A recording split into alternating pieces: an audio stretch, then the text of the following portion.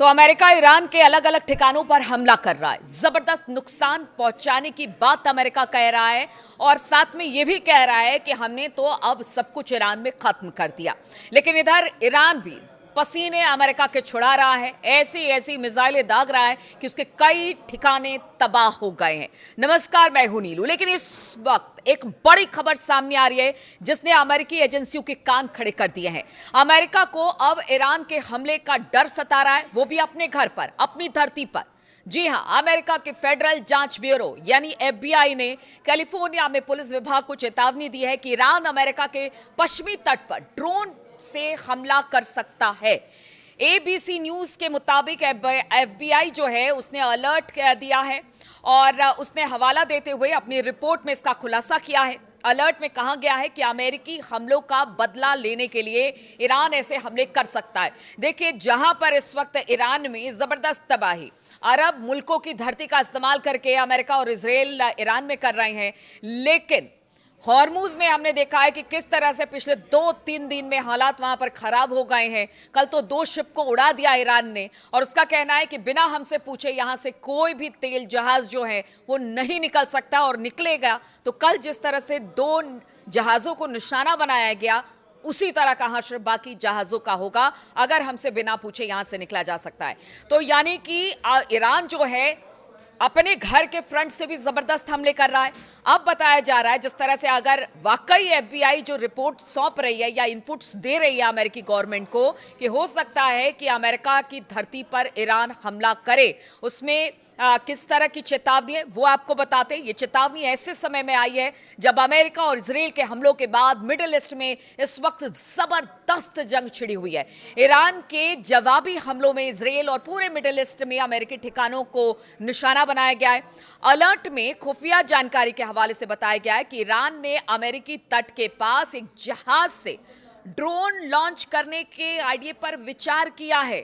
देखिए, एक बार फिर से आपको बताती हूं किस तरह से हमला कर सकता है ईरान अमेरिका पे। तो जो रिपोर्ट FBI की आई है उसमें कहा गया कि ईरान ने अमेरिकी तट के पास एक जहाज से ड्रोन लॉन्च करने के आइडिया पर विचार उसका चल रहा है। FBI की चेतावनी में कहा गया है कि हमें हाल ही में इस बात की जानकारी मिली है कि फरवरी 2026 की शुरुआत में ईरान कथित तौर पर अमेरिका के तट के पास एक अनजान जहाज से बिना पायलट वाले एरियल व्हीकल ड्रोन का इस्तेमाल करके अचानक हमला करने की कोशिश कर रहा था। इसीलिए कहा जा रहा है कि अगर वो कोशिश कर रहा था तो जिस स्थिति में इस वक्त ईरान है और लगातार इजराइल और अमेरिका हमले कर रहे हैं, नुकसान ईरान में जबरदस्त हो रहा है, लेकिन ईरान भी अपनी तरीके से अमेरिकी बेसेस ठिकानों पर हमला कर रहा है। नुकसान इस वक्त बहुत ज्यादा अमेरिका को हो रहा है। इस बारे में भी एक वीडियो मैं जरूर बनाऊंगी कि कितना नुकसान है और किस तरह की दिक्कत आगे आने वाले समय में अमेरिका के लिए हो रही है। लेकिन जिस तरह से ड्रोन से हमला करने के बाद वो भी एक जहाज जो कि दिखाई दिया है आसपास अमेरिका के, इसमें कहा गया है कि कैलिफोर्निया में अनजान टारगेट इसके निशाने पर था। अलर्ट में यह भी कहा गया है कि अभी इस बारे में ऑपरेशनल डिटेल्स की कमी है। FBI ने बताया है कि उसके पास हमले के समय, तरीके, टारगेट के साथ ही अपराधियों के बारे में कोई जानकारी इस वक्त तो नहीं है। ज्यादा से ज्यादा जानकारी जुटाने की कोशिश की जा रही है, लेकिन जिस तरह से उन्होंने बताया कि फरवरी में भी इस तरह की कोशिश की जानकारी मिली थी और उसी के आधार पर अब कहा यह जा रहा है कि हो सकता है अमेरिकी धरती पर ईरान की तरफ से हमला हो, वो भी ड्रोन से।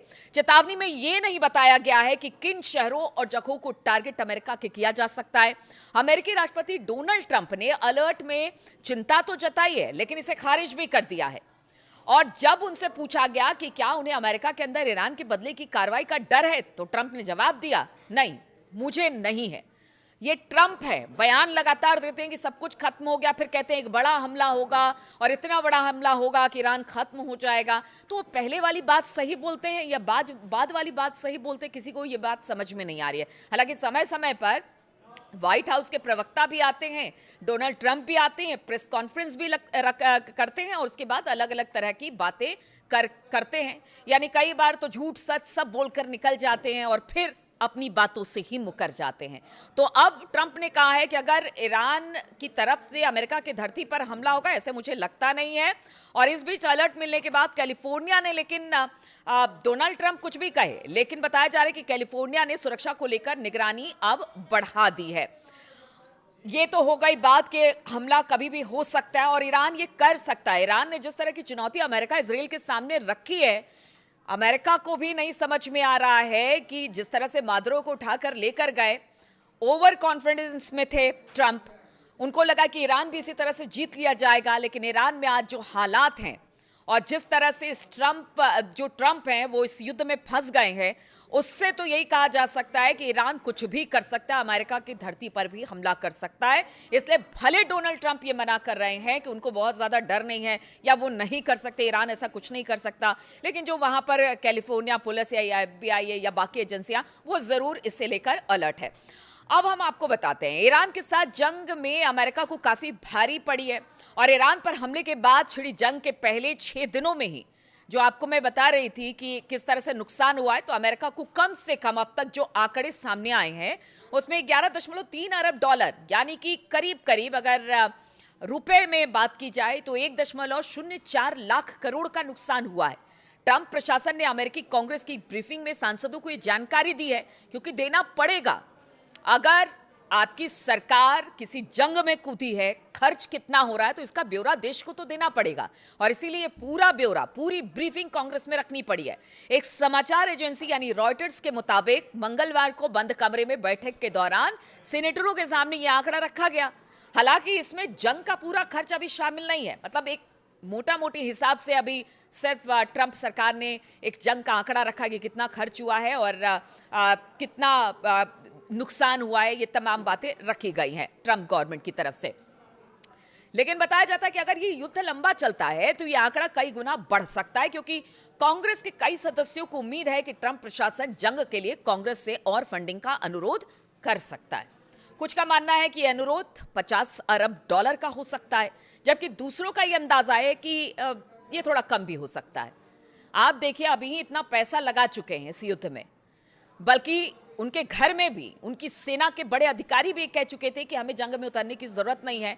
लेकिन ट्रंप तो ट्रंप ठहरे, पूरी मतलब अपने देश के अलावा पूरी दुनिया को इस जंग में झोंक दिया है और अब और पैसे की डिमांड ट्रंप की तरफ से की जा रही है। ट्रंप प्रशासन ने अभी तक लड़ाई के खर्च का कोई सार्वजनिक आंकलन नहीं दिया है। इसके साथ ही लड़ाई कब खत्म होगी इस बारे में भी बताया जा रहा है कि कोई साफ आइडिया अब तक नहीं दिया गया है।